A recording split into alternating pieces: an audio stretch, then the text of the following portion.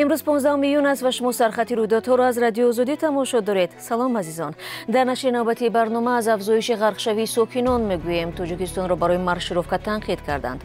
در ولایت خاتلون یک گروه کاری به ساکنان چگونه برای 2 سال ذخیره کردن مواد غذایی را میفهمانند. اعلان آغاز حرکت پویست‌ها بین تاجیکستان و ازبکستان و ادعای مقامات قرغیز عاید بازداشت 1 میلیسای تاجیک برای قاچاق بزرگی مواد مخدر. با فرا رسیدن تابستان و گرم شدن هوا ساکنان تاجیکستان برای آبازی خود را به کلو دریاها میزنند. کمیته حالتهای فوق‌العاده هشدار میدهد که نباید در جای منع شده شناوری کرد. امدادگران کمیته اخیراً در ولایت سوخت 4 نفر را که همه اعضای یک خانواده بودند از غرقشوی در دریای سیر نجات دادند. این افراد که یکی 37 و باقی مانده از 10 تا 13 سال داشتند هنگام شناوری در جای منع شده برای آبازی در موضع استراحتی غرق شدند. عملیات سری وقتی نجات دهندگان برای زنده ماندن آنها باعث گردید. کمیته حالتهای فوق‌العاده میگوید از اول سال تا 14 ایون در نتیجه رعایت نشدن قاعده‌های شناوری 56 نفر غرق شدند که 30 نفر آنها تا 16 ساله میباشند. ریاست کارهای داخلی دوشنبه در نوبت خود برای جلوگیری از غرقشوی جوانان و نورسان در کلو دریاها به برگزاری ریدها آغاز کردند. پرزیدنت اوکراین ولودیمیر زلنسکی میگوید در مقابله با سربازان روسیه نیروهای مسلح کشورش با خسارات دردناک مواجه شدند. در پیامی روز 14 ایون زلنسکی تاکید کرد که کشورش همانا منتظر اسلحه موثر کشورهای غربی میباشد. به قول رهبر اوکراینی تأخیر انتقال اسلحه از طرف کشورهای کارشریک هیچ توجیهی داشته نمیتواند. او افزود که وضع موجود باعث زیان بزرگ و علم‌آور در جبهه سیورودونتسک و شهرهای دیگر منطقه دنباس شده است. معاون وزیر مدافع اوکراین آنا مالیر میگوید این کشور همگی 10% اسلحه از ممالک غربی درخواست نموده‌اش را در اختیار دارد. به گفته نامبرده انتقال اسلحه به اوکراین باید طبق نقشه و در وقتش اجرا شود، زیرا سخن از حیات سربازان اوکراینی می رود. دبیر کل پیمان ناتو ابراز داشت که کشورهای ناتو در پی تنظیم انتقال اسلحه به اوکراین هستند و 15 ایون این مسئله در بروسل بررسی می شود. یک گزارشگر سازمان ملل متحد استفاده از نیروی کودکان و جوانان و زنان را در معرکه‌های حکومتی در تاجیکستان تنقید کرده یک نوع استثمار نامیده است. شیوان ملالی آخر سال گذشته به تاجیکستان آمده بود و خلاصه‌اش را 8 ایون امسال نشر کرد. مقامات تاجیک برعکس اشتراک خوانندگان و دانشجویان را در جشن‌های رسمی مایه افتخار می‌دانند. هر سال در تاجیکستان برای برگزاری جشن‌های مختلف ده‌ها هزار دانشجو، شاگردان مکتب‌ها و آموزشگاه و بعضا کارمندان اداره‌های دولتی جلب می‌شوند. معمولاً آنها زیر آفتاب و باران صحنه‌های تهیه شده را تمرین می‌کنند. در گذشته از موردهای زیادی بیماری و از خوش رفتن خوانندگان و دانشجویان هنگام مشق‌های دستجمعانه گزارش شده بود.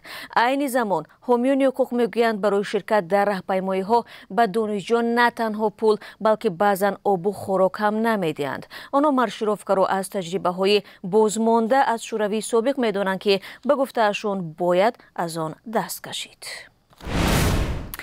در خاتلون باشد با دستور رئیس ولایت یک گروه کاری عبارت از فعالان، وکیلان و خادمان دینی خانه به خانه گشته به ساکنان راه‌های ذخیره‌کنی برای 2 سال و چگونه به اسرافکاری و خراجات زیادتی راه ندادن را نشان می‌دهند. بیش از 10 سال این جانب پرزیدنت تاجیکستان امامعلی رحمان به تکرار از رئیسان شهر و ناحیه‌ها طلب می‌کند که هر یک عائله باید برای 2 سال مواد خوراکباری را در خانه‌هایشان ذخیره نمایند. مقامات می‌گویند در صورت اجرا شدن دستور نرخ در بازارها تنظیم و در حالتهای بحرانی مردم درمانده و دستنگر نمیشوند. ساکنان در نوبت خود میگویند مبلغ، امکان و شرایط ذخیره کردن مواد غذایی و آن هم برای 2 سال را ندارند. از سوی دیگر تحلیلگران دعوت به ذخیره کردن مواد غذایی را نوع دوری جستن مقامات از مسئولیت تامین مواد غذایی از جمله ارد برای ساکنان کشور عنوان میکنند. تاجیکستان از کشورهای فقیر شوروی سابق است که ساکنانش در این محدوده معاش و نفقه کمترین دریافت میکنند. وزارت کارهای داخلی تاجیکستان در صحبت با خبرگزاری آزیا پلوس بازداشت یک کارمندش را رد کرده است. وزارت کارهای داخلی قرقیزستان روز 15 ایون با نشر چند عکس ادعا دارد که در نتیجه عملیات فوری یک سرژانت کلون وزارت کارهای داخلی تاجیکستان هنگام انتقال مواد مخدر بازداشت شده است. به قول منبع گروه قاچاقچیان با ترانزیت و فروش مقدار بزرگ مواد مخدر تولید افغانستان از تاجیکستان به قرقیزستان و سپس به قزاقستان مشغول بودند.